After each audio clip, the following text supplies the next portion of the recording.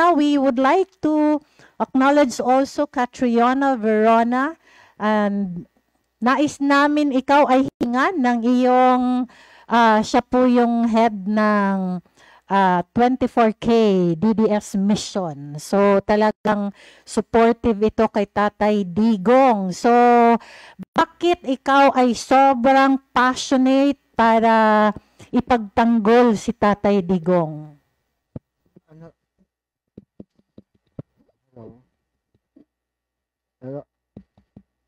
Hello. Okay. Before anything else, I would like to say good evening to everyone, and especially sa mga kapatid natin na Muslim na nag-grant sila na dumating sa gabing ito.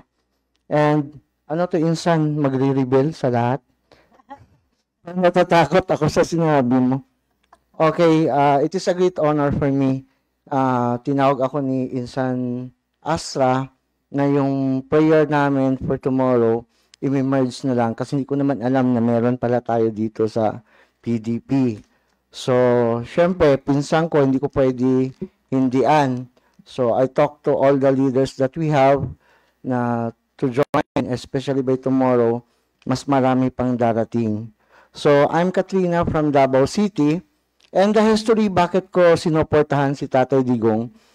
Si Tatay Digong was on my father's side sa Roa family kay Nanay Suling, and then si Insan Astra naman kay Lolo Nini Pimentel, kaya magkamag-anak din kami.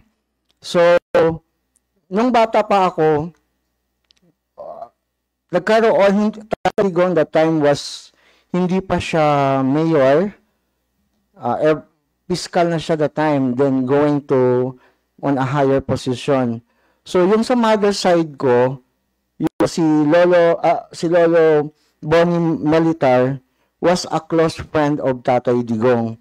So, every morning, mag-walking yan si Tatay from the house niya, papunta sa amin, then mag-talk yan sila ni Lolo Bonnie, then yun na yung pinaka-habit nila every morning to take a coffee, then nag-a-ask siya ng advice kay, sabi nga ni Lolo, yan si Rodi, na yan siya, pero may mga time na doon siya nag-a-ask ng mga legal advice din kay Lolo Bonnie Militar.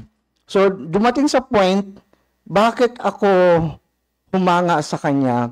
Dahil merong part doon na may isang bata na na-hostage sa Davao City.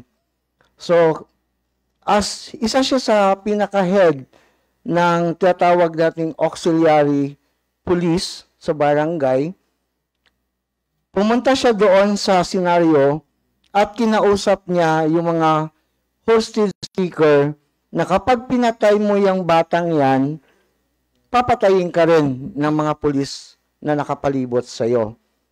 Pero pag ako yung i-hostage mo, walang babaril sa'yo. Need lang natin mag-usap kung ano yung gusto mo, palayain mo yung bata.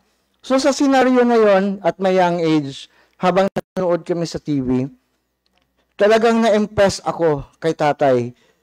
Yung senaryo na yon, kung maintindihan ninyo, yung willingness niya na isugal yung buhay niya for the sake doon sa isang bata na hindi naman niya kaano-ano. So, as the days go by, dumating yung mga panahon na matagal ako nawala sa Davao, dito ako sa Manila nagstay. Then, naabutan ako ni Tatay Digong sa may San Pedro. Akala ko kung sinong bubundol sa akin, si Tatay Digong pala.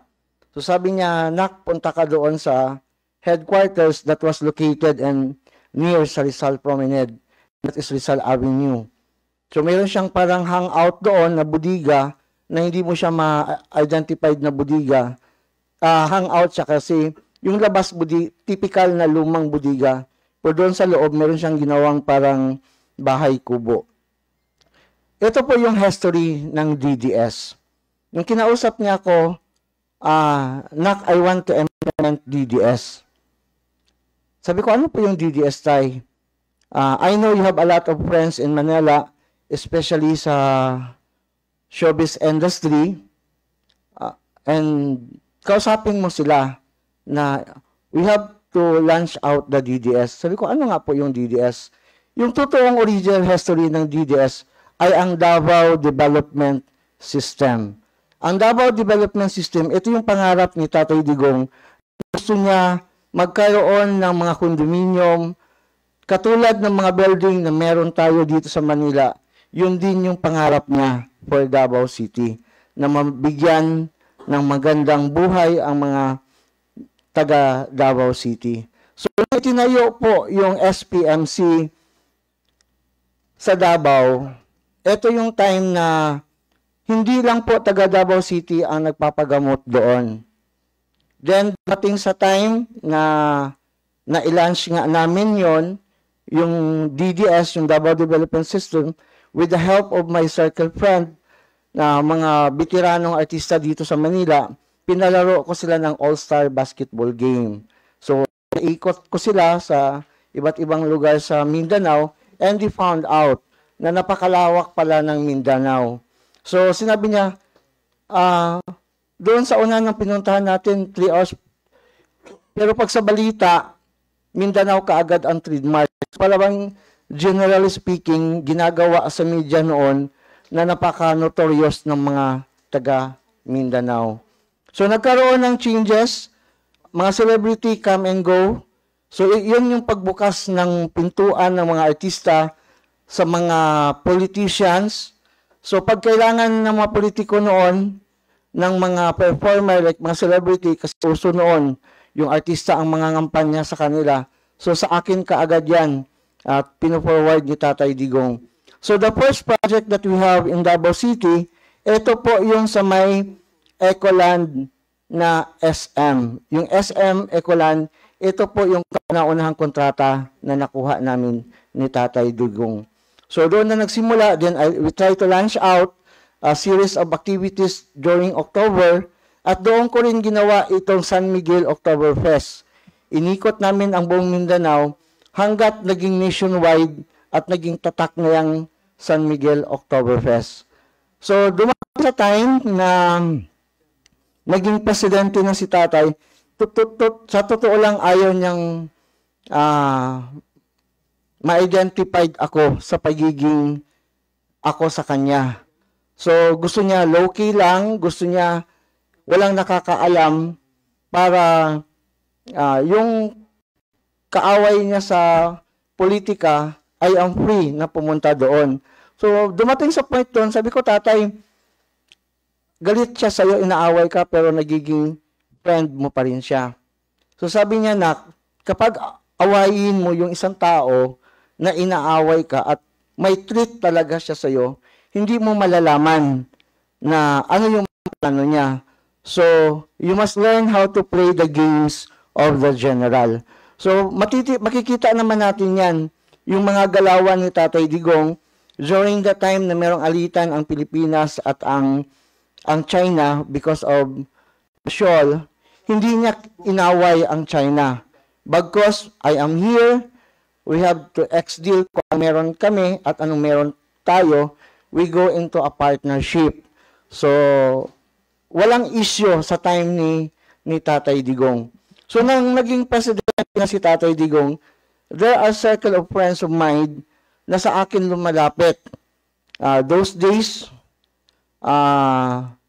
pangalan ko, una-una, naging kaaway ko pa ang director ng OWA Davao because of jealousy. Normal lang yan, may maninira sa'yo, may sasabi pa na piki na DDS yan si Katrina, pero they don't even know the real history of DDS. So, DDS in Manila happened nung tumakbo si Tatay. Bago pa pala yan, nag-race dito sa Manila, yung kalaban ni Tatay, nag-organize pa ng tinatawag na Davao Death Squad. So, hanggat nagiging tinutukoy nila kay Digong yan, kaya nagiging Duterte Death Squad. Pero hindi po yon totoo na nanggaling yon kay Tatay.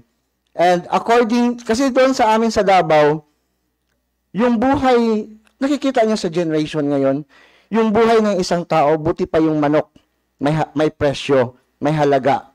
Pero kung kitilin ang buhay ng tao ngayon, ibang-iba kaysa time na yon. Kaya, kinausap ni tatay ang mga NPA to reconcile kung ano ba talaga ang gusto nila. So, it's hard sa Davao City kasi ang Davao City ay portal po siya lahat.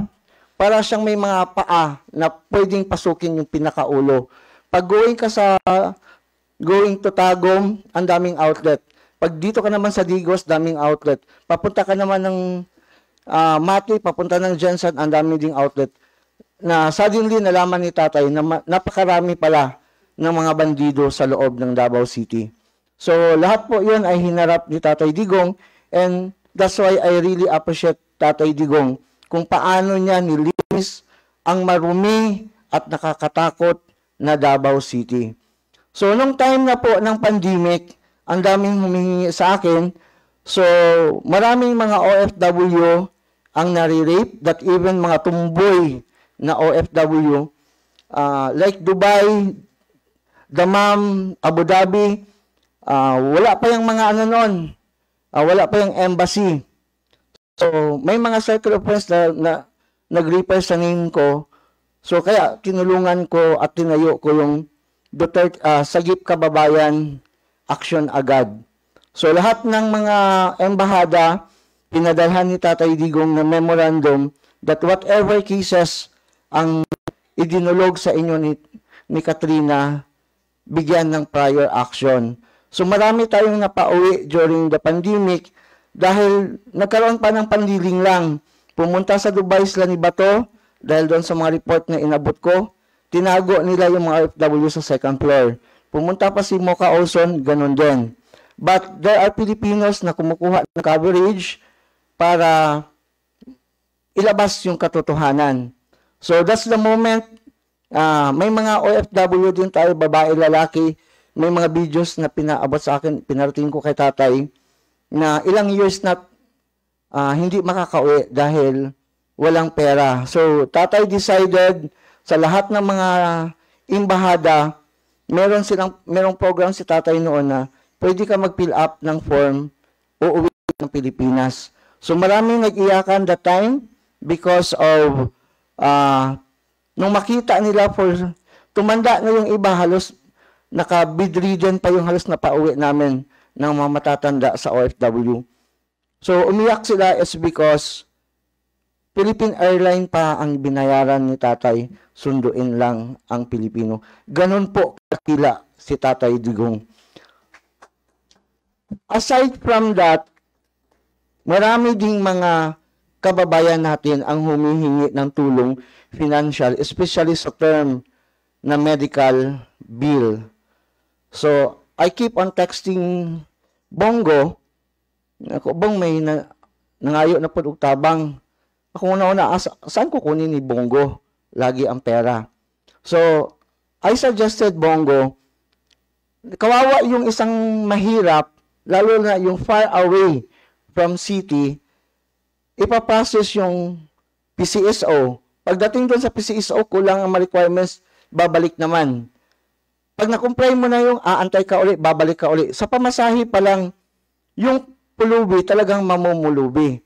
So, lilipat na naman siya sa DSWD and lahat ng mga departamento na hingian ng tulong.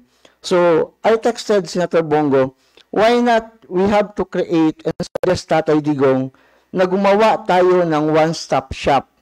Ibig sabihin, isang departamento na doon na lalapit lahat, isasubmit yung papilis, lahat ng requirements needed for DOH, DSWD, PCSO, trabaho na nila yon. At doon po binuo ni Senator Bongo at nawang bill ni tatay ang Malasakit Center. So ang Malasakit Center po, nilalagay po ito all over the Philippines sa mga government hospital. At doon sa batas, obligasyon po ng mga governor, obligasyon po ng mga city councilor, obligasyon po ng mayor and the rest of the officials na yung term na pork barrel, mag-intend sila, pati yung sa DSWD nila na budget, maglalaan sila ng funds para doon sa Malasakit. Pero yun na nga, may mga officialis din na talagang ayaw magbigay. So, I really appreciate Bongo. Sa hindi nakakilala kay Senator Bongo, PE lang yan siya dati ng PE ni Tatay Digong. Nung namatay yung PE ni Tatay Digong na basketball player, nag-volunteer siya kay tatay na hanggat wala po kayong makita na kapalit, voluntary po ako. So, ang tawag ko dyan kay Bongo, magagalit yan si tatay ko, tay, nasaan si Jamie? Sabi niya, sira ulo ka, marinig na naman yan ni Elizabeth na babae yung ginapahanap mo. Mag-aaway naman kami. Why I called Bongo as Jenny? Have you heard the history of the genie and the bottle? Diba yung sa genie and the bottle, your wish is my command. So si Bongo, para siyang movie ni Sharon Cuneta na oo ate. Puro lang yan siya, yes sir, yes sir. Kapag mayroong issue na nire-report kay Tatay Digong, kahit hindi pa yan kasalanan ni Senator Bongo at pinagalitan yan siya ni Tatay Digong, yumuyuko lang yan si Senator Bongo at iiyak. Never at never yan sumasagot kay Tatay Digong. Nung magkaroon kami ng event, sabi ni Tatay, punta ka ng Kabagyo. Puntahan mo yung mga bar na mayroong mga babae at saka lalaki na nabibinta ng humanap ka ng mga gwapo at gwapa. At yan isali mo sa event. Sabi ko, tay, parang ginawa mo man akong bugaw. Sabi niya, mali ka. Mag-isip ka bakit ko yung ginawa. So, doon ko na-realize na, siyempre kakulitan mo. Sabi niya, bakit pag nag-show ka, ihalo mo sila sa artista, pupunta ka ng malayong lugar, dinala mo sila, dahil ba, Cagayan de Oro. Bakit mag-a-announce ka ba na yung talent kung si Millie Burikat ni Samoa sa Davao? Di ba hindi mo yan sasabihin? But, if nagustuhan yung mga talent, nung mga mayayaman, nagpaahon ka ng isang mahirap at hindi na siya naging pokpok. And that's how I really appreciate Tatay Digong. Marami pong mga ginagawa si Tatay Digong na hindi alam ng maraming tao. Si Tatay Digong for so long, naging mayor, vice mayor, paganon-ganon lang siya. Pupuntahan niyo ang bahay niya sa Dunya Soledad. Napakasimple. Kung si Park pa ang mag-ingon, nagnanakaw ang PRRD, ang bahay nga niya doon sa Davao, bulok. Why? Ang sahod po ni tatay ay hindi na yan kiniklaim sa mayor's office. Kasama ko si Chacha, kasama ko si Ermelita. Sila yung mga naka-allocate kung saan napupunta yung sahod ni tatay. Para yun sa taong bayan na matulungan niya within Davao City. Ganun po kaginintuan ang puso ni Tatay Digong. And until now, every Pasko, patuloy na ginagawa ng kanyang mga anak na pamaskong handog. Dahil lahat ng katutubo noon, umababa para maghingi lang ng pamasko kay Tatay Digong at naging traditional na po yan. Wala pa po tayong LCAC during the time. Si General Torres, hindi pa po siya head ng LCAC. May pumunta sa amin na kamag-anak din na Roa. Sabi niya, Gaw, sama ka, akyat tayo. Sabi ko, saan yun? Maganda ang view. Yung, nakapunta ka ba doon, Insan? Sa Pakibato? Or you heard that only? Yung Pakibato is, I think, nasa 18 kilometers. Yung pinakapugad niya. Pero, akyat baba ka, may part na nabangin, merong part na ang ilog ay hanggang dibdib. So, yung mga men in uniform ang kasama ko umakyat doon just to communicate with all the leaders under Commander Parago na surrender sila. So, that was the moment na ma-interview ko yung mga NPA commander na marami sa kanila namatay na lang, walang marriage contract, walang valid ID, walang birth certificate. Ang sabi ng mga katutubo, ma'am, pagpupunta po kami sa malapit na barangay para doon kami magpa-registered at kumuha kami ng valid ID, hingian pa po kami ng valid ID. That is only in the Philippines. So, I texted, kahit nasa bundok ako, I texted Davao, please inform tatay. And right away, nagpaakyat si tatay ng taga-PSA para makaabil ang mga katutubo ng legal documents o tinatawag natin late registered. Ganun po kadakila. Pero alam nyo yung experience ko, sino nakasakay dito ng habal-habal? Yung motor na kahoy lang ang upuan side by side, tapos para kang sumasakay ng speedboat. Tapos dadaan kami, ganito lang kalapad yung dadaanan namin na bangin. Bangin dyan sa kabila, bangin sa kabila. Lahat ng Santos, tinawag ko na sa takot ko. Nasali ko pa si Jimmy Santos, Vilma Santos, Judy Ann Santos. Dahil nanginginig na yung tuhod ko sa takot dahil may fear of height ako. But all of the sacrifices, yung takot ko, yung pagod ko, rain or shine, isipin mo 45 degrees aakyat din namin. Tapos mabato-bato. Sa mga members, I will show you that videos. Meron pa akong na-save na yung motor dadaan sa lubak-lubak na alam mo konting pagkakamali mula kog tubol magligid-ligid padung sa ubos. So, but all of those, no, kaya nga yung sinabi nga ni Senator Bongo, pag ibinigay ni tatay sa iyo yung task, do something, and that is for good of every Filipino.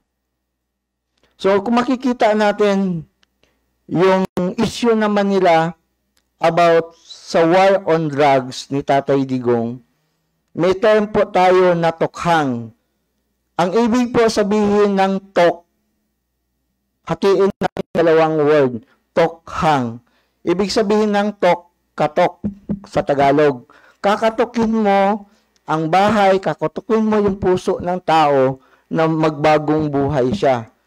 Ang hang, makiusap. Hangyo, kung sa Bisaya. But, dito sa Luzon, pag nagagalit sila sa isang tao, sasabihin, ipatokhang mo na yan. Psychologically, ang implementation nila sa tao, yung tukhang patayin mo na.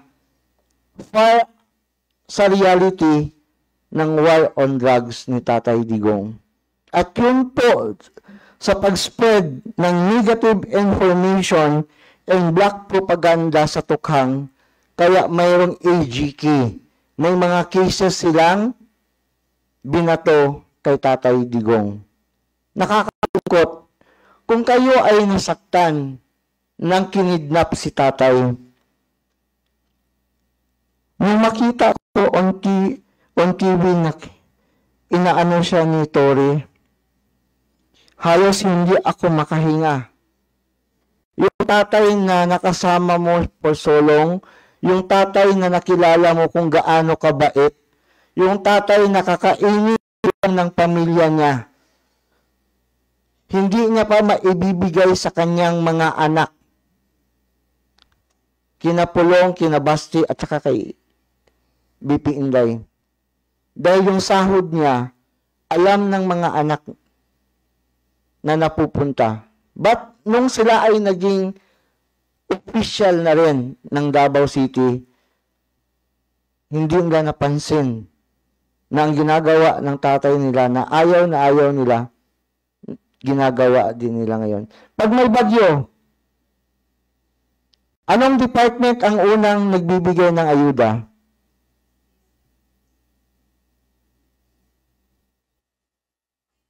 Ha? Hindi nyo alam? Lindol na lindol, bagyo na bagyo. Ang mga yun, tama po, kuya. OBP ka agad. Because yun yung papaano kami hinubog ni Tatay Digong. Na hindi ka na kailangan utusan at sabihin pa paulit-ulit na ito yung gagawin mo. And that is the spirit of being the real Tatak Duterte.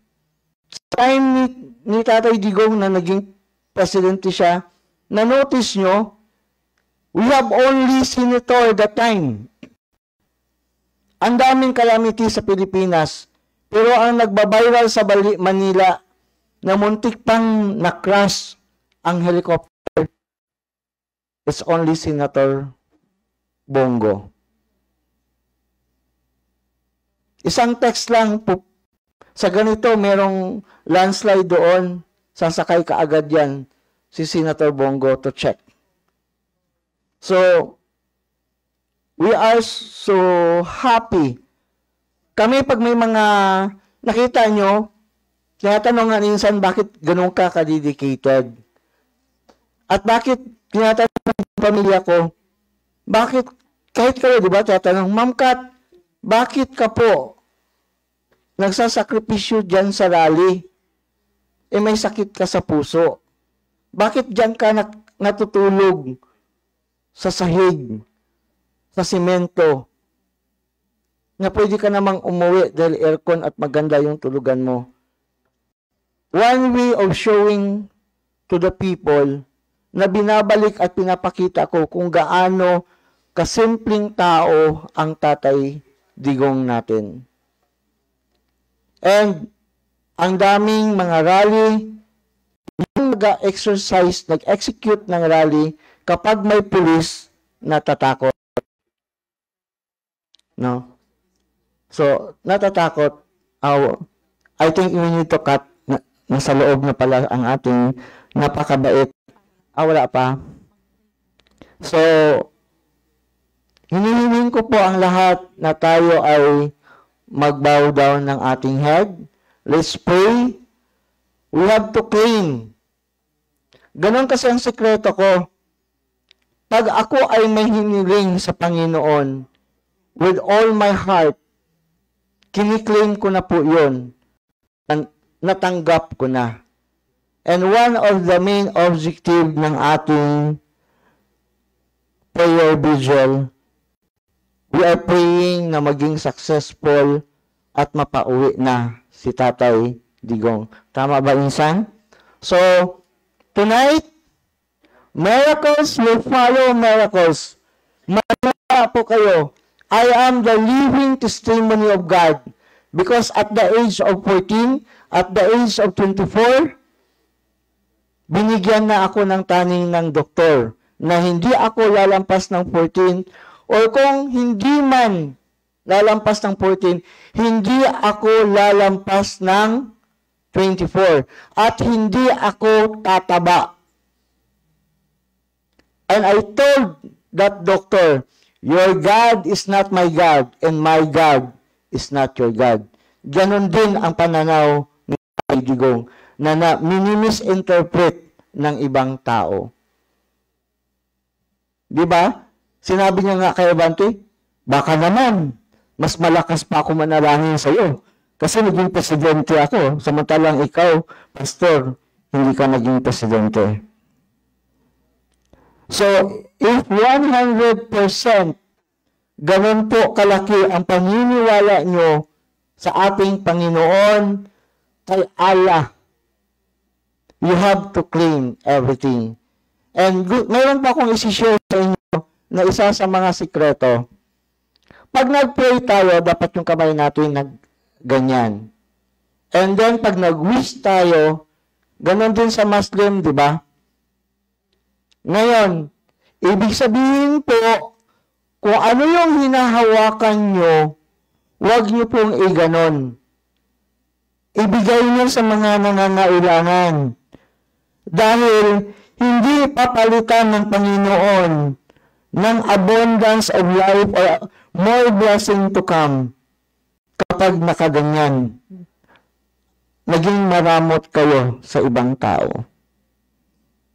So tonight, we have to claim, naniniwala ba kayo sa akin na merong miracle? Gaano man, have you still remember the life of Daniel? The life of Daniel, napalibutan siya ng lion. Tama si Daniel ba yun? Daniel, kung sa Bisaya. Pero, anong nangyari? Nakaligtas siya doon sa pangil ng mga lion because sa laki ng kanyang paniniwala. And I claim that. Bakit yun? Mataba ako. Uban na lang akong buhok nga nung buhi pamangko. Because I am the living testimony of God that God is always there for us. Hello, kababayan, Senator Bongo. Ayan, ang isa sa napaka mabait nating tagapaglingkod sa ating bayan. So, for now, pray po tayo. So, our most heavenly Father, we thank you for the blessings that you have given to us. We thank you for the individual personalities who stand in front of the Lord. Tonight, we claim miracles will follow miracles, O Lord, na bukas magdidiwang ang sambayanang Pilipino all over the country dahil palalayain mo ang aming ama, ang ama ng taong bayan na si Tatay Digong. Lord, 100% po, kiniklaim namin na ang milagro ay mangyayari bukas mismo sa proclamation ng entry ni Tatay Digong. Marami ang natatakot, marami ang hindi pa 100% na makalaya ba si Tatay Digong. Ako na mula pagkabata, pinakita mo sa amin, Lord, kung gaano ka ka-faithful sa iyong salita. At yun ay pinaniniwalaan ng bawat isa sa amin. Lord, we thank you for giving us Senator Bato, Senator Bongo, lahat ng mga senator na naglilingkod ng taos-puso sa aming bayan. And Lord, humihingi po ako sa inyo ng kapatawaran sa mga officials na gumagawa ng hindi maganda sa taong bayan at sa aming bayan. For they don't know what they are doing. Gamutin niyo po. I-rebuke niyo po, O Lord. Ikaw ay nangako na kapag may mga nananampalataya sa iyo ng pawang katuhanan, ipapakita at ipadama mo sa amin ang milagro na iyong ipinangako. And tonight, we claim, malaya na si Tatay Digong bukas. Amen. Yes. Thank you so much.